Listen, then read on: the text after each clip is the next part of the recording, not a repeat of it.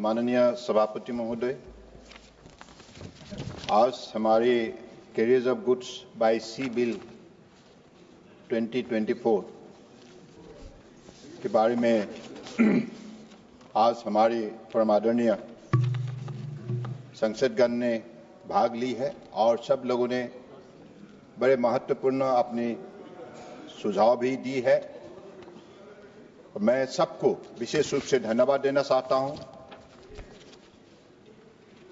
विजय कुमार जी, कृष्ण प्रसाद तेमिति जी, आदित्य यादव जी, निशिकांत दुबे जी, प्रतिमा मंडल जी, सुप्रिया सोले जी, तिलेश्वर कमत जी, अरविंद चौहान जी, Ravindra Dutt waker जी, गुरुमूर्ति जी, Sudama ji, N K परमचंदन जी और विशाल दादा प्रकाश बाबू जी, सागर ईश्वर कुमार जी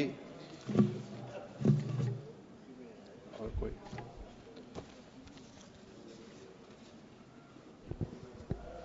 हमारे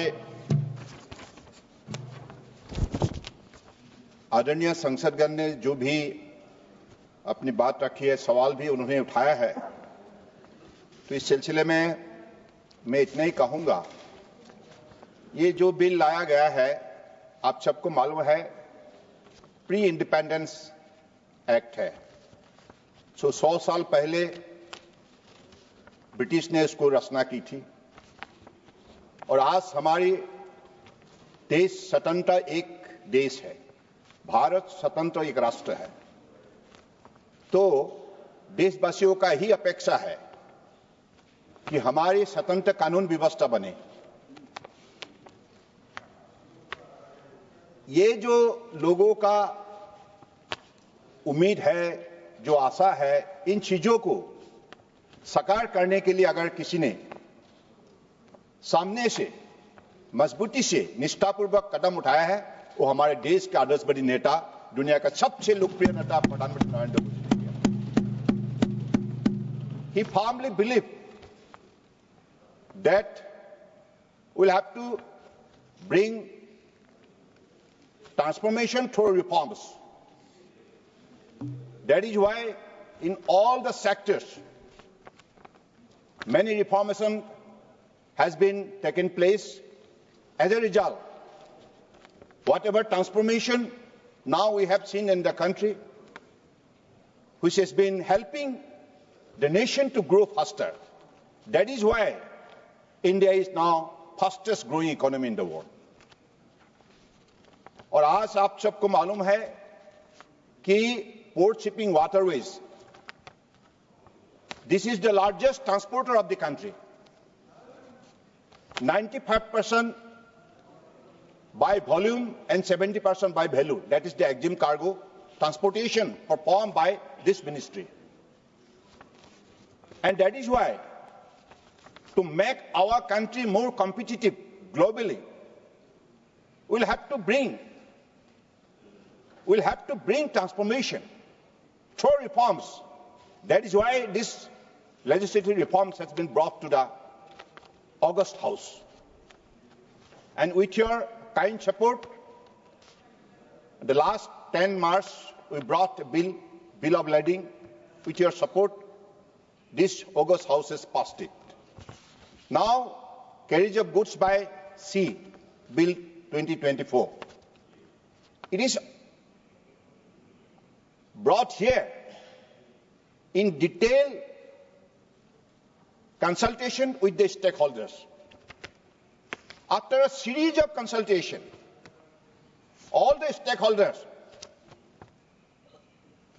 have been taken on board. And this main intention is very clear. We want to make it very simple and for better understanding. Let me cite out the background and also the significance of this bill. This bill intends to repeal and replace the 100-year-old pre-independence legislation, that is Indian Carriage of Goods by Sea Act 1925. The repeal of this pre-constitution era legislation and its replacement with a new legislation is a part of the greater initiative of the government to rid ourselves of all vestiges of colonial mindset and to ensure ease of understanding and ease of doing business through simple and rationalized law. Respected Sir, over the past 7 decades since independence, Indian legal system had been clogged with thousands of pre-independence legislation which contain archaic and outdated provision. Sir, our Honorable Prime Minister Narendra Modi ji, through his visionary initiative of ushering transformation through reforms, has repealed more than 1,500 old and redundant laws, replacing them with updated, simple and rationalized modern law in harmony with the latest global best practices. This has streamlined our legal system, ushered in ease of understanding, heralded ease of doing business, and promoted effective governance. Respected Sir, the origin of maritime law. Let me remember about the past, how this kind of legislation had been enacted. The origin of the maritime law, also known as admiralty law, can be traced back to ancient civilization, where trade by sea was vital for commerce. Unwritten customs of maritime law dates back to ancient societies like the Greek and Roman. Sorry. The earliest maritime code was the Rhodian Sea Law, approximately 900 to 300 BC, which originated in the Greek island of Rhodes, which is considered a precursor to modern maritime law. Sir, various aspects of the maritime and shipping sector are governed by different legislation. For example, merchant shipping is governed by the Merchant Shipping Act 1958. Inland vessels are governed by the Inland Vessel Act 2021. Indian Port Act 1908 relates to ports. Administration and management of the major port is governed by the Major Port Authority Act 2021, among others. It is important to note that the Ministry of Ports, Shipping and Waterways has recently introduced, as I have already mentioned, the bill to repeal and replace some of these acts, which will be taken up by the House in the near future. The Merchant Shipping Bill and the Coastal Shipping Bill aim to strengthen India's global maritime presence. The bills of lading has been passed by the esteemed House. I would like to express my gratitude for the cooperation of the members. Today, we are discussing the Carriage of Goods by Sea Bill 2024. The Carriage of Goods Bill by Sea 2024 has been moved for consideration of the House to repeal Pre-Constitution Act, that is Indian Carriage of Goods by Sea Act 1925. For the benefit of the honourable members, I would like to briefly give the background of the existing law. The Act of 1925 is substantially based on the International Convention for the Unification of Certain Rules of Law relating to Bill of Lading of August 1924, which are called Hague Rules. This convention was amended by the Brussels Protocol of February 1968, which is called Visby Rules. With increase in trade, the inclusion of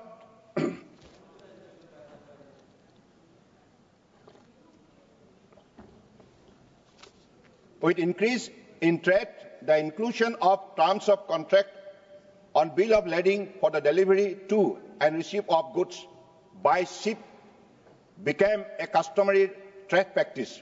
Over time, clauses limiting carrier liability for damage or loss were added, often in favor of the carrier. In simple words, these terms and conditions were more tilted in favor of the carrier, not the shipper. This resulted in inconsistent practices regarding the liability of carriers for damages or loss to goods shipped by sea. This led to discrimination between countries in regards to the condition on which the goods were carried by sea, and there was uncertainty about the liabilities which were attached to the carrier. Accordingly, the Hague Rules of 1924 came into existence to align the different commercial interests of countries which handle bill of lading for uniformity in substantive law of all maritime countries. The Act was passed by British regime in the year of 1925. The said Act of 1925 is a brief legislation comprising 7 sections which deal with the applications of the Hague Rules as amended by the Visby Rules together, known as Hague-Visby Rules, laid in the Schedule of 1925 Act. In the Schedule of the Act, rights, immunities, liabilities and responsibilities of the carrier have been laid down, which is based on the provision of the Hague-Visby Rules that India has accepted. The Act is applicable when ships are carrying goods from an Indian port to foreign port or from an Indian port to any other Indian port, thereby covering international carriage of goods from India as well as domestic carriage of goods by sea. In Indian context, the subject matter of the Act is also relevant at present. However, since it is a pre-constitutional legislation, the language therein requires some simplification. Language requires some simplification without changing the substantive intent of provision in order to facilitate ease of understanding of the legislation in line with drafting practices followed in the recent Indian Statute. Respected Sir, let me take this opportunity to enlighten this august House about the primary objective of the Carriage of Goods by Sea Bill 2024 now under consideration of the House. The main objective of this new bill is to simplify the language of the provision for ease of understanding. To simplify the language of the provision for ease of understanding to the extent possible without changing the substantive or oblique spirit of the Act. Minor modifications have thus been made under various provisions for simplification of language of the statute to ensure ease of understanding. Similarly, the definitions of the expression, applicable rules, notification and schedule in the bill under clause 2 has been met. The aim of this clause is to ensure that the meaning of the standard term used in the bill are easily understood in line with modern legislative drafting practices. Enabling clause 8 has been incorporated to give general powers to the central government to issue direction for carrying out all or any provision of the new Act within the framework of the Act once it is enacted as a law. The aim of the clause is to ensure that the process of implementation of the provision of the bill can be smooth. For the smooth implementation of the clause, the bill also introduces a provision as clause 9 empowering the central government to amend the schedule by notification, which may facilitate modification of the schedule of the bill if required. Such notification will then also be presented in both houses of the parliament. Without the approval of the parliament, nothing is going to happen. So this apprehension, whatever you have, please remove from your mind, because this has already clarified the standpoint. This provision is aimed to ensure that the amendment for any modification of the Hague-Visby rule as incorporated in the schedule can be faster in line with standard and modern legislative drafting practice. The bill also introduces clause 10, which states that every notification issued under the Act shall be laid before Parliament so as to ensure proper legislative control over executive action. So this is one of the points raised by our honourable members. So this is clarified about their apprehension. This clause will ensure that any notification that amended schedule of the bill is duly scrutinized and approved by the Parliament. This Parliament has got the power. Ultimately, it will finally approve. Honourable Chairman, sir, as the shipping sector is growing faster, there is no need for reformative or simple legislation. Easy understanding of the law will lead to ease of doing business and reduce the potential risks of litigation. The bill, therefore, is expected to make India's law for the carriers of goods by seas simpler and effective. Simpler and effective. Honourable Chairman, sir, this bill retains provision that strike a balance between the role of the shipper and the carrier, because this relationship must be holistic relationship, trustworthy relationship. That is why shipper and carrier, they must have better understanding to each other, better credibility to each other. So this balance prevents either party from deriving undue advantage and minimizes the potential for dispute. It ensures that carriers fulfill their obligation and exercise due diligence to ensure safety of the goods entrusted to them. Simultaneously, it holds shipper accountable for providing accurate information and protect carriers from losses arising from any misrepresentation.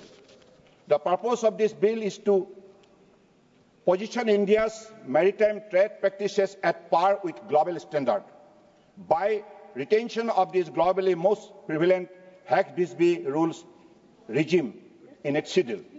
By fostering greater transparency, simplicity and commercial efficiency, this legislation will significantly enhance the functioning of our maritime transport system. I ask all the honourable members of the House to extend their support to this bill. So this is my submission. At the same time, I want to reply the question, some of the important questions raised by respected members. So should I, okay. So I think with this, I request Honourable Chairman, sir, to please pass the bill as amended.